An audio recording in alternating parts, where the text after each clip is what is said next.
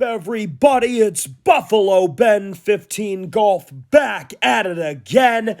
And today we are at the tribute at the Otsego Golf Club in Gaylord, Michigan. That's right, another video in the Michigan golf mecca city. Unbelievable. So thrilled to be back. Gaylord Golf Club was absolutely beautiful.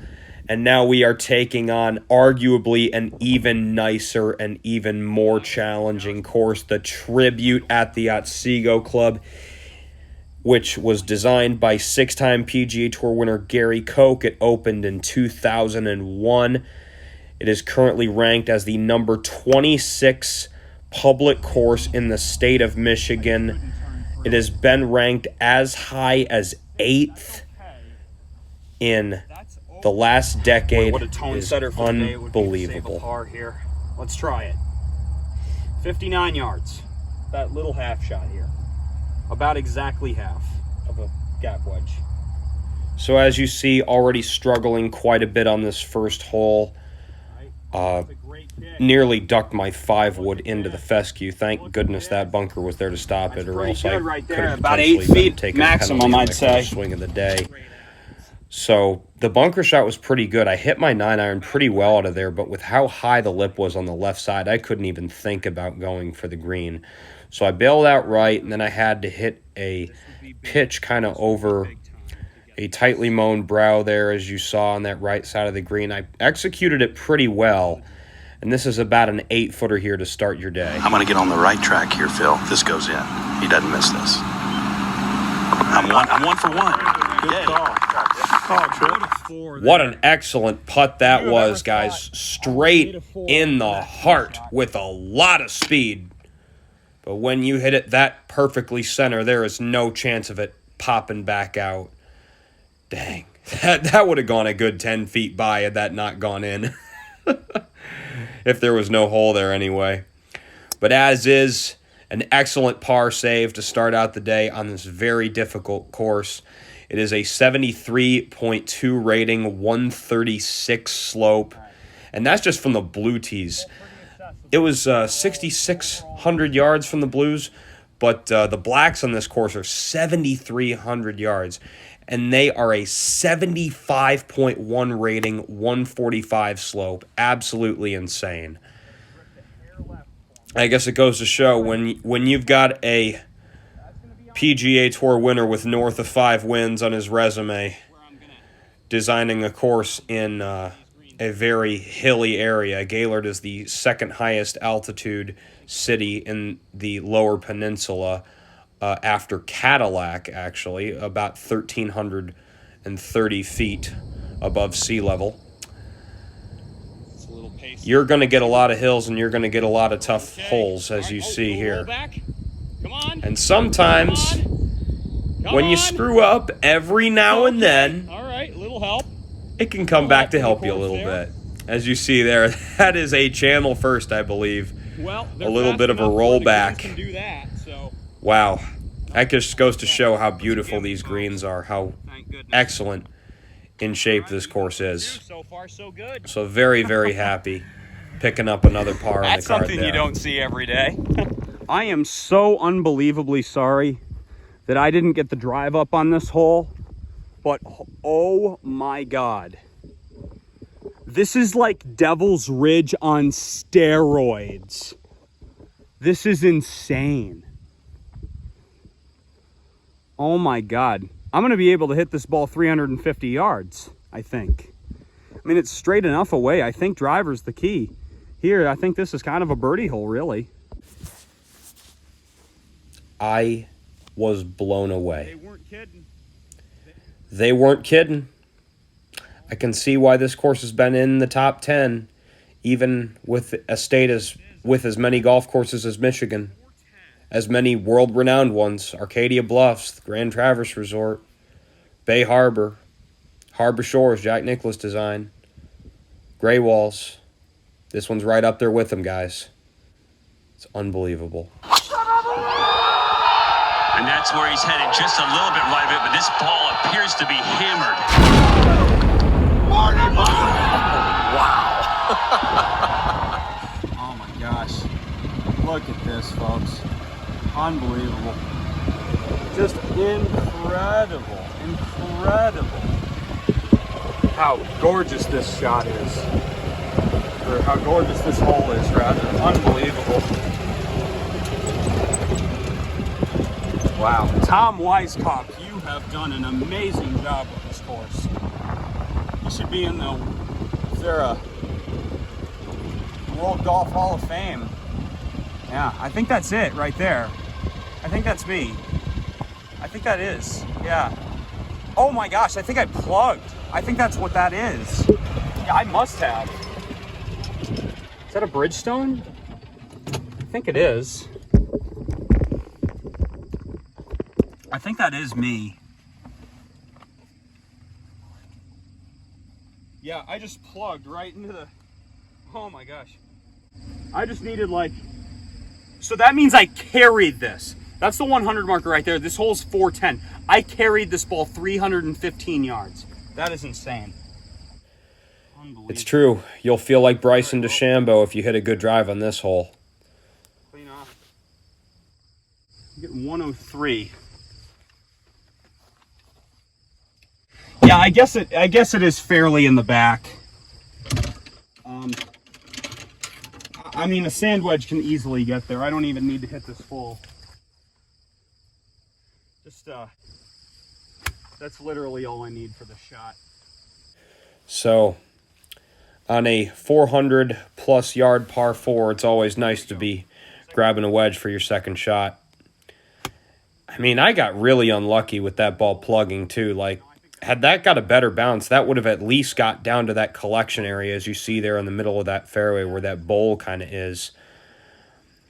I'm guessing at one point that was actually a sand bunker to where it was a little bit more risky to just try to hit driver as hard as you could. But either way, it's quite an accomplishment to get past the ropes on this fairway, and I almost did. So after another good wedge shot, nearly get this one to drop, but we will take a 4 on the signature hole at the Tribute for sure. Very, very happy with how this round's going so far, even through 3, taking on a dastardly golf course and taking it by the horns and doing exactly what I need to do in order to play some really, really good golf so far. So off now to the first par 5 of the day, a 522-yarder, a very interesting hole. It kind of has a split fairway.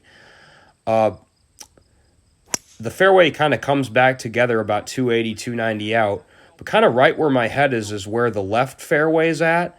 I try to go towards the right fairway. I just aim at the partition because I don't think there's any trouble at all. And just, if it draws a little bit, great. If it fades a little bit, great. All right, I lied. This is not perfect. It went off the edge and we're taking our first penalty of the day. But apparently if it fades a little bit, it's not so great because as you see there, from the blue tees, you run out of room at about 275 yards and go down into the canyon. So we're taking our first penalty of the day here. I was playing with fire a little bit there.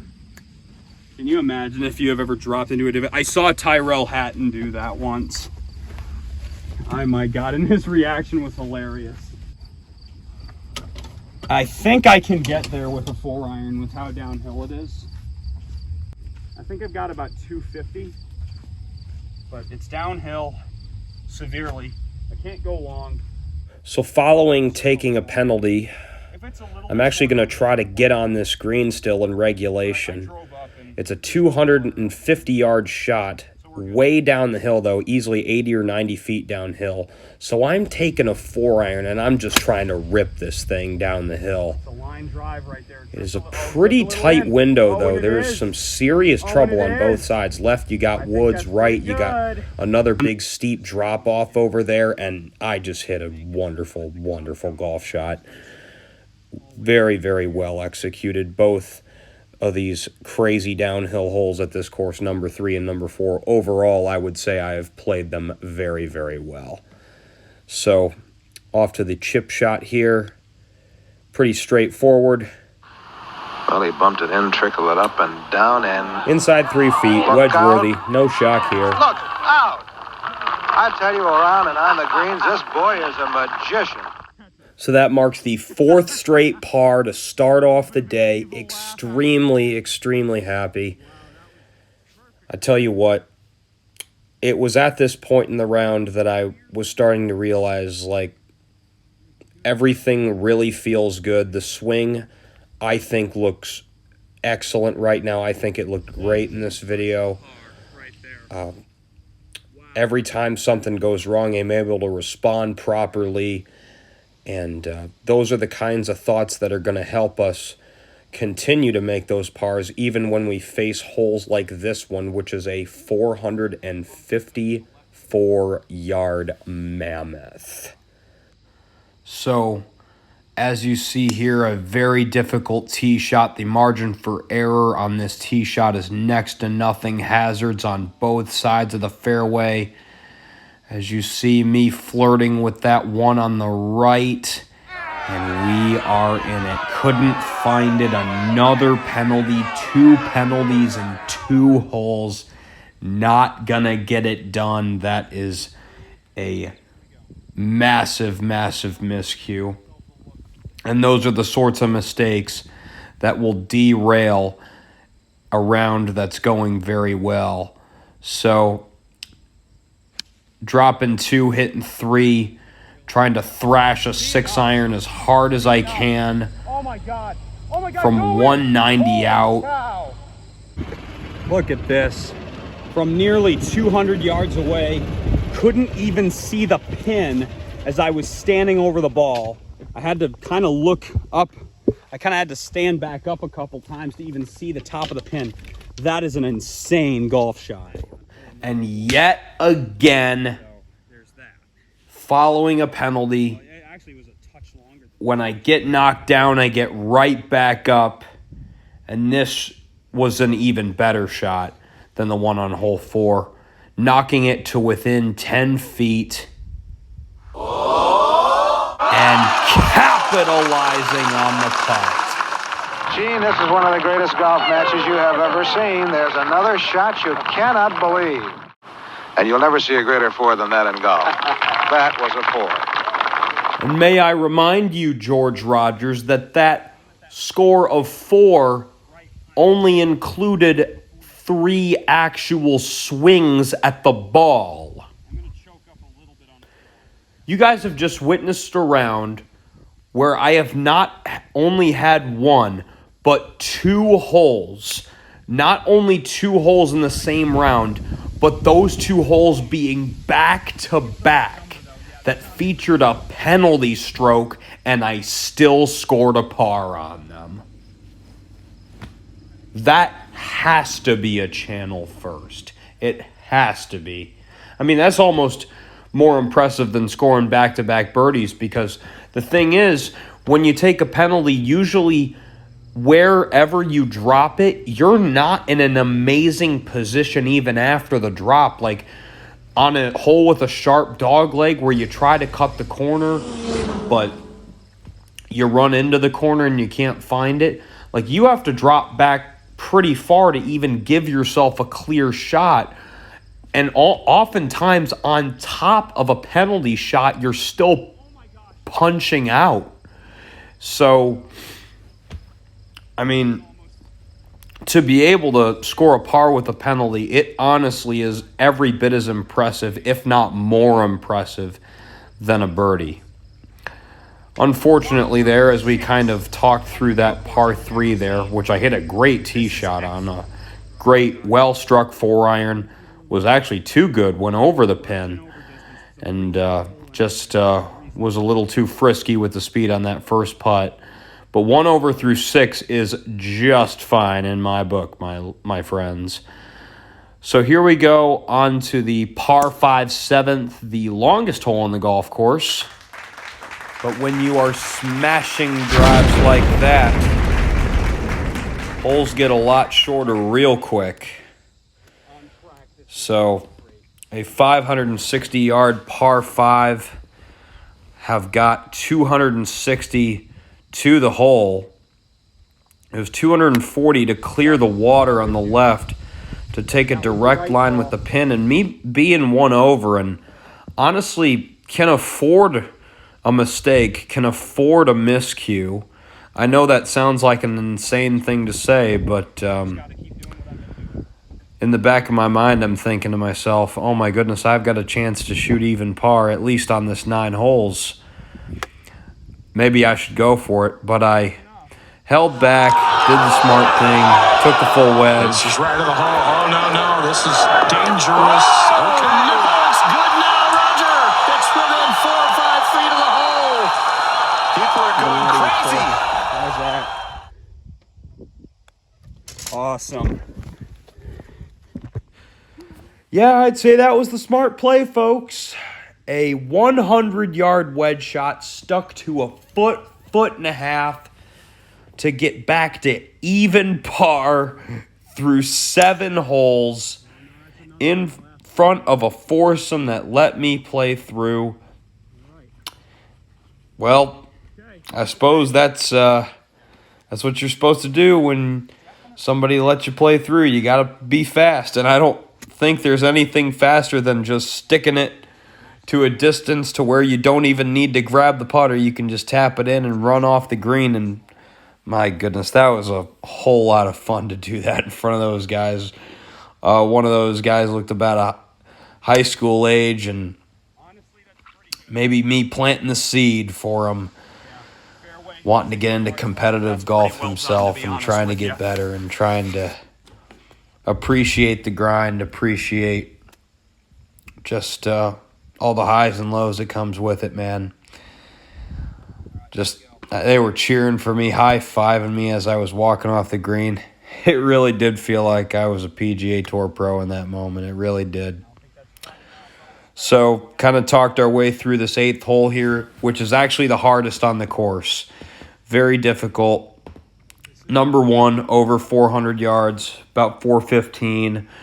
Number 2, you can't really hit your drive past 250, 260 because there's a big ravine, a big ditch that cuts across the fairway, so it kind of forces you to use something less than driver, which means you have a super long iron, if not a fairway wood, into the green. And as you saw, I put myself in a horrible position off the tee. Super terrible side hill lie. Did pretty well to get it where I got it. And then, obviously, the 3rd shot, the pitch wasn't very good. Chip was a little better. It's a pretty good bogey, if you ask me. But that's what a good putter will do. It will make up for those prior sins. Hey, what'd you make? Yeah, I made a bogey. Exactly. Even on stroke hole 1. That's what a good putter will do. It'll turn a hole that looks like it's going to be a disaster into something that ain't so bad. So, unfortunately, that does require us to make a birdie 2 on this mammoth par 3, 209, up the hill once again. Barely clears the wetlands. This was not a well-struck ball. Probably me trying to be too perfect, knowing I needed a birdie 2 to score even par on the 9.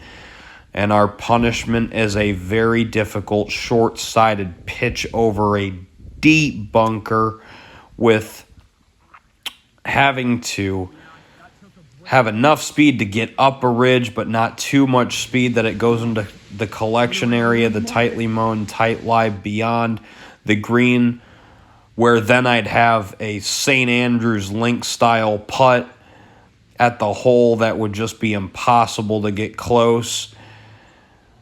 And honestly, it wasn't half bad. Got myself to 25 feet below the hole, left or right, unfortunately, though. That is definitely my weak spot, is left to right putts. This is the first of those I've had today, I'd say. And it does not go well. It does not go well at all. Getting myself back into the hole after a nice pitch shot, after a terrible tee shot. taking myself out of it, though.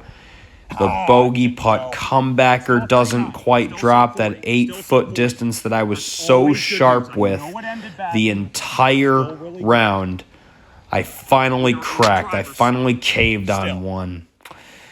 So going from even through 7 holes to 3 over, 39.